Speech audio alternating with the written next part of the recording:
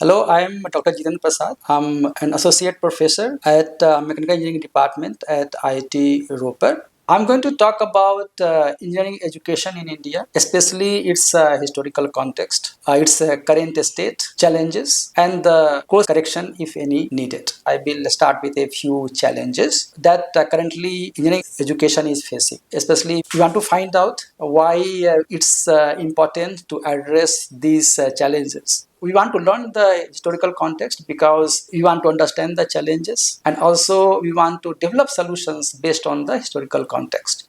At the end, we'll have current state, and we will look at any course correction that will be needed. To present the current challenge, we will start with the study of stakeholders in engineering education. So, who all are the stakeholders? We have students, faculty members, industries, administrators, government, or the nation. Engineering education has more stakeholders, but we will focus on these five. So if we look at a student's point of view, so current objectives of students are, for example, getting high paying jobs. This is their primary goal, and because of that they want to go into IT related programs and finally IT related companies. This has impact because they want to avoid core engineering fields. They also want to migrate to developed countries such as USA, Europe. If we look at the faculty members, their challenges, their promotion is tied to publications and funding. Because of that, they have limited time for teaching because of the research focus, and that has negative impact on teaching quality. Looking at the industrial point of view, they seek well-trained graduates. However, engineering graduates prefer IT over core engineering industries, which is good for IT industries. However, because of that, there is a shortage of talents in core engineering sectors. We also see that there is a limited collaboration with academia in India, collaboration of industries with academia. Now, from administrator's point of view, by administrator I mean the local administration of engineering colleges. They aim to maximize funding. This is required for institutional development. They push for publications and research output because this is better for ranking and reputation. However, this has some problem associated with this because there is a limited focus on teaching quality or industrial collaboration if we compare with publications and funding. As far as government point of view is concerned, government wants world-class institution in the country, and since world ranking can show where our institutions stand, hence government stresses on ranking, and this helps to compare our institution with world institutes. Government desires for academia industry collaboration, and which is good for innovation, good for entrepreneurship, and government also wants to retain talent within the country. However, we know that our best talents want to leave country and go to the western countries or rich countries. That way we see that there is a misalignment of stakeholder objectives, and which has a negative impact on the ecosystem of engineering education. And it's very important that we align these objectives because if we look from the governance point of view, there are management theories that says that there has to be unity of direction. That really tells that the objectives need to be aligned with the stakeholders. There is another theory called stakeholder theory that also talks about alignment of objectives. So from management or administration point of view, actually it's very important to align these. We can also compare with the developed countries whether they have aligned objectives, and we will find that they have aligned objectives. They have a strong industry academia collaboration in countries like USA, and there the alignment of stakeholder objectives is because of graduates going to not only IT but all core engineering sectors. There is very good industry academia collaboration. There is the industry funds research in engineering colleges. There are research publications because of that, and that leads to jobs for students. And the same thing, all of these finally reflect in institute ranking. So that means all of them aligned. So how to address the challenges? So first of all, situation in the developed countries are different. Such challenges do not exist there, the ones we have here. So we need to find the solution ourselves. We cannot copy a solution from there because they don't have that problem itself. So to find the solution, we have to first look at our historical context, understand the challenges themselves, then develop solutions based on historical lessons. When we go through the history of engineering education on history of technology, then we will see a lot of solution right there that we can take from there to solve our challenges. And we will start from the basics. Basics like what is engineering? Engineering applies science, mathematics, and technology to solve practical problems. This is very simple definition we are talking about, but it gives the actually which all things are important. So the core focus of engineering is design and creation, which is in contrast with science, whose focus is on discovery, which is in contrast with technology, which focuses on invention. Since engineering is problem solving using science, mathematics, and technology, engineering education itself evolved with science, mathematics, and technology. Okay, so first thing we should note here that although the modern definition is that problem solving by applying science, but actually engineering existed without modern science. And we will see very simple example. If we go back 1.5 million years ago,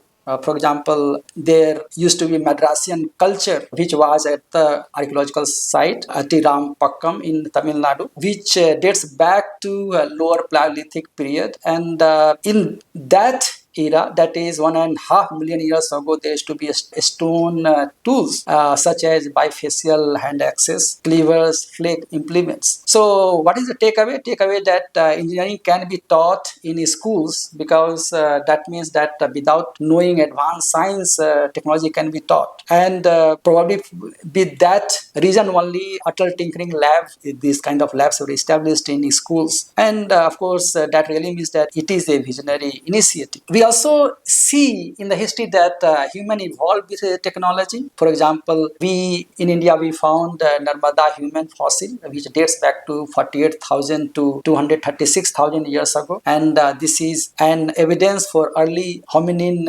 evolution in India. So tools really play transformative role in human cognition and societal development. For example, it is believed that controlled use of fire supported brain growth and societal evolution. In fact, controlled fire use led to many new technologies, and that we learned from Mehergarh archaeological site that dates back to 7000 BC to 2500 BC. And the fire actually facilitated land clearing and grain processing, and that actually started Neolithic revolution. Advancement in pottery there at that site, and kilns led to innovation like baked bricks that were used later in Indus Valley civilization. So in fact, there are a chain of technological advancements at Mehergarh, and these advancements were continuous from Neolithic to Chalcolithic period. For example, in order to do agriculture, ox was needed, and hence the castration of oxen, then dental drilling. They were earlier example of bioengineering. Then there are evidence of cotton cultivation and textile production. Metal casting was being used. For example, lost wax technique was used for copper. And then use of mud bricks for shelters as an alternative to rock shelter was an advancement. So rock shelters also existed that time, for example, at Bhimbetka. However, Bhimbetka had its own advancement in technology, and Bhimbetka is known for pigment technology and cave painting, and that goes back in 30,000 BC, and it continuously, the sketches and paintings are found to continuously done there till 1080. It seems to have documented settlers' activities, for example, hunting techniques through sketching and painting, and that may be taken as the early classroom for kids. And then we see that it has a lot of impact because a lot of contemporary art forms like Worli art, Gond art, Madhubani art actually inspired from them or evolved from that. So we see that engineering actually built civilization. Taking from the Mehergarh, if we see that whatever the technology that were developed during the Mehergarh were used during the Indus Valley civilization to advance the technology. We see the urban planning at Indus Valley civilization that existed. The peak time was 2600 to 1900 BC. The type of urban planning, water management, metallurgy, and tool making, we see they were very advanced. And there were not only one site, there were many sites, including Lothal, Mohenjo-daro, Harappa, Rakhigari, Dholavira, and Rupnagar, etc. And the innovations that were during Indus Valley civilization were not only for those who were rich or elites, they were also for all people. So that was really the hallmark of the technology that existed during Indus Valley civilization. There were many new things that we see during Indus Valley civilization. For example, grid-like streets, standardized bricks, advanced drainage, underground channels, covered drains, public baths, granaries, etc. All these things were possible without any formal education. That means all these things happened with informal education, but it was focused on observation, imitation, and hands-on practice. It was without any use of modern science, but it cannot be possible without advanced management or administrative skills. So that it also shows that Indus Valley civilization had actually used some sort of modern management. The Indus Valley civilization declined probably due to climate change or overpopulation, which led to migration to Ganga plains and southern India. Genetic ancestry actually links modern Indians to Mehergarh and Indus Valley populations. The takeaway from the Indus Valley civilization, especially from the decline, is that climate change is the real threat to civilization, and this really actually applies to modern times as well when we are facing climate change and global warming. This is the lesson that we get. Another thing is sustainability is very important part in engineering, and we must work on sustainable engineering. So this another takeaway from Indus Valley civilization. Indus Valley civilization was one example of Bronze Age technologies. However, the Iron Age in South India developed parallel to the Bronze Age at Indus Valley civilization in the north. This is as per the recent findings from Tamil Nadu. But there was a smooth transition from Bronze Age to Iron Age, which were facilitated by advancements in metallurgy and agricultural tools. And during all these times, informal engineering education persisted, and that was without modern science. Around Indus Valley civilization declined, there was migration, the Indo-Vedic migration to India. That was around 2000 BC to 1500 BC. They used horses, they constructed chariots, they used metals such as bronze, copper, gold, iron, and iron is believed to have helped advancement in agriculture. Vedic philosophy gave different schools of thought, and which led to advances in abstract subjects such as geometry and mathematics. Slowly, there was emergence of formal education. For example, Takshila University, which was founded around 600 BC. It is first known university in the world. It taught mathematics, medicine, surgery, warfare,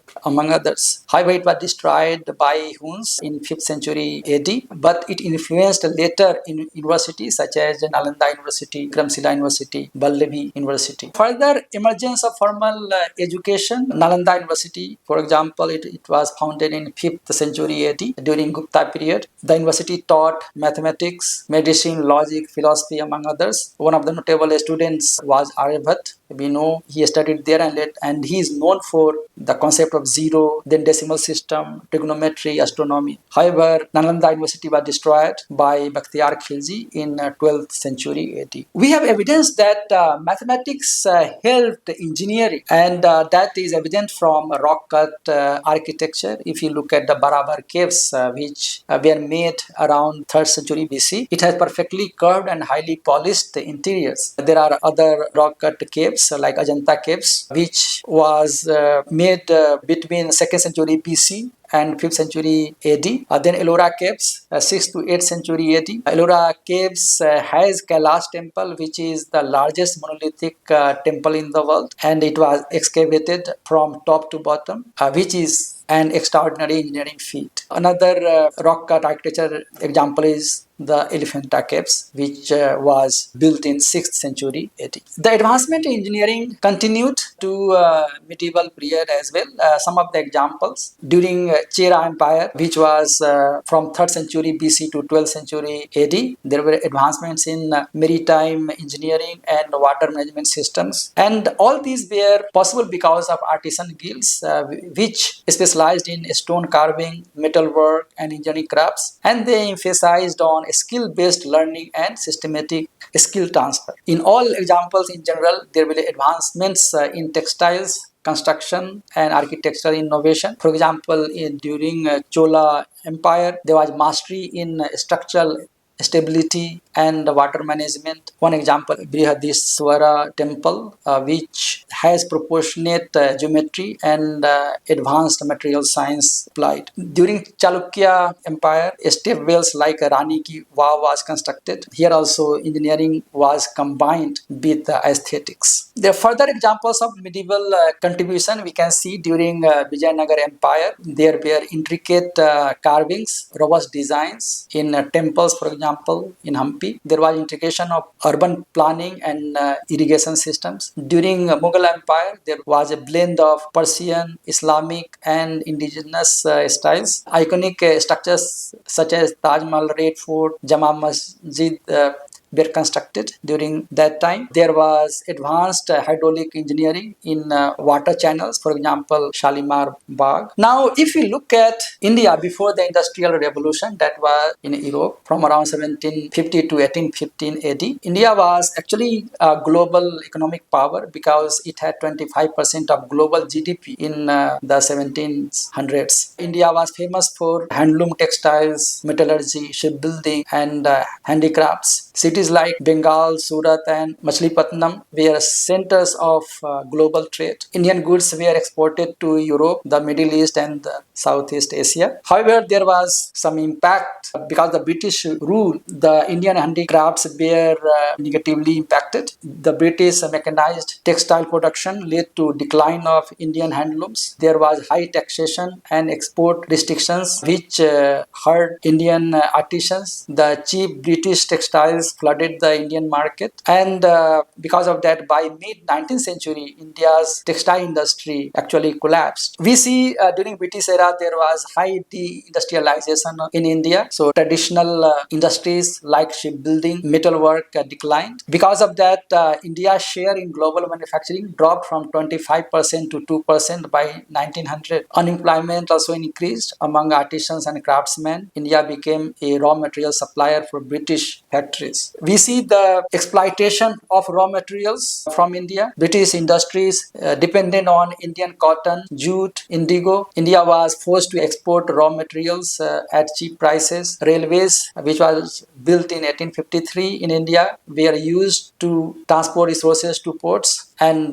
Britain profited while India suffered economic losses. So there was a drain of wealth because of the economic exploitation. British policies extracted India's wealth through high taxation. Indian revenues financed Britain's industrial expansion, and because of that, there was a trade imbalance. India exported raw materials and imported costly British goods. And this economic drain led to widespread poverty in India. There was impact on agriculture because of that. There was a shift from food crops to cash crops such as cotton, indigo, jute, tea. Because of that, there was a lot of famine those days because the food supply was reduced. Farmers suffered under exploitative British land revenue policies. India's agricultural economy became dependent on British needs. So what we see is very limited positive effects. Railways, telegraph, and postal services were introduced. Modern education system was established, and some industrialization emerged in the late 19th century. For example, Tata's textile mills. But these positive effects were really limited. Now we look at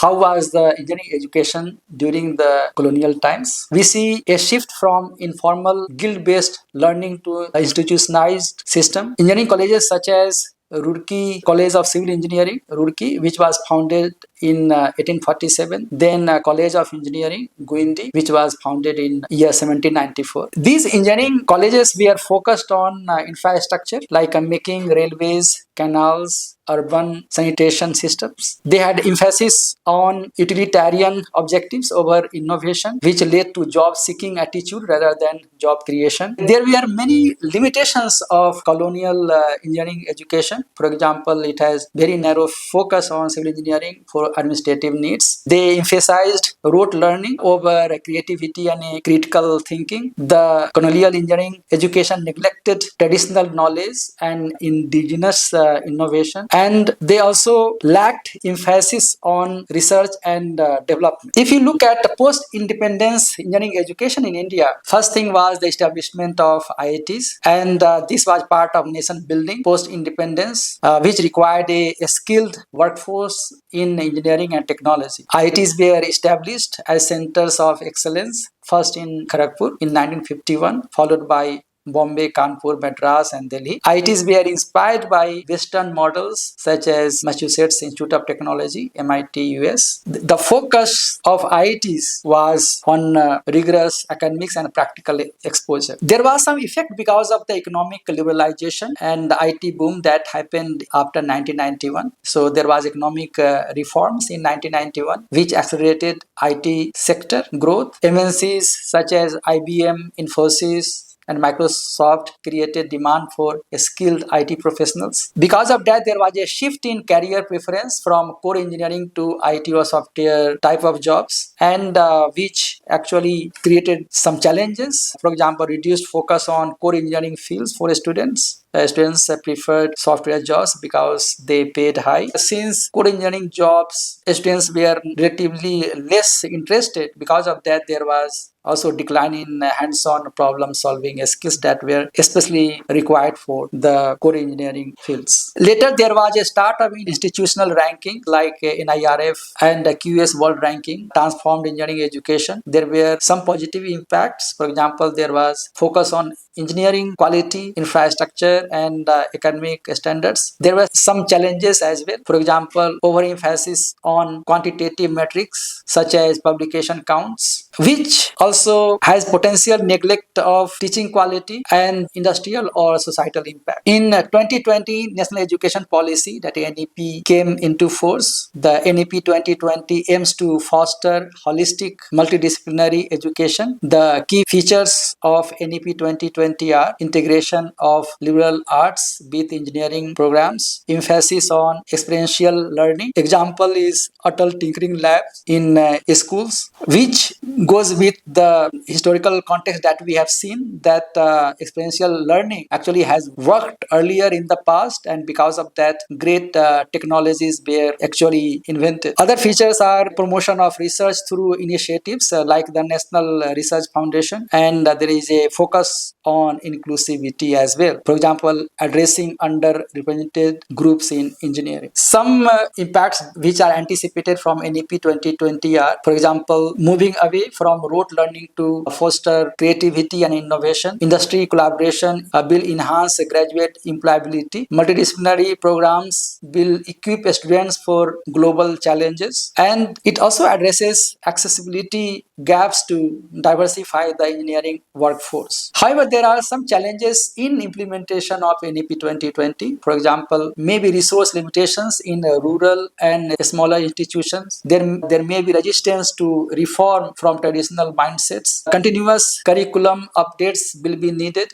to match industry demands, and it will require to ensure consistent quality among 1.5 million engineering graduates annually. Now, looking back, when we started this session, we talked about the contemporary challenges in engineering education, especially in terms of stakeholders, alignment, and cultural barriers. We saw that challenges such as focus on high-paying non-core sectors, which draws talent away from core engineering fields. Faculty members pressure to prioritize research over teaching quality. Then ranking systems, for example, QS NIRF, gives priority to research output over teaching and employability. There are also challenges in implementing practical learning initiatives which are recommended by ADP 2020 due to resource constraints. Now we can look at the history and we can answer some of these questions. Some of the challenges we can address based on that. Some of the solutions may be proposed to address those challenges are as follows. We can introduce engineering education in schools. We can promote awareness among students, encourage entrepreneurship, revise ranking and promotional criteria, and train administrators and faculty. We will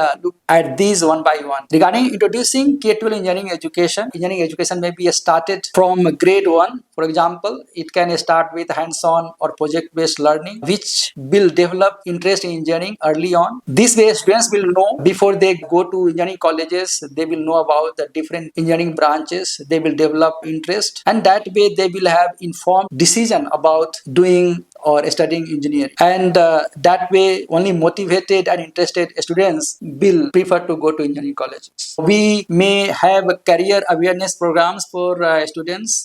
We can conduct sessions to highlight opportunities in core fields. We can educate students about the long-term impacts of their career choices and emphasize the value of balanced engineering ecosystem. In order to encourage entrepreneurship, we need to promote startups within campuses. We need to foster innovation and product development, and that way the students who take up entrepreneurship, they will also establish a strong link between academia and industry. Revising ranking criteria will also help to address the challenges. The ranking criteria should focus on contribution to national development. Will be helpful if the ranking criteria awards industry collaboration and startup creation, and if possible it will be helpful if overemphasis on publication is reduced. Training for administrators and faculty will also help to address these challenges. For example, equipping leaders with tools for systematic change will help, and emphasis of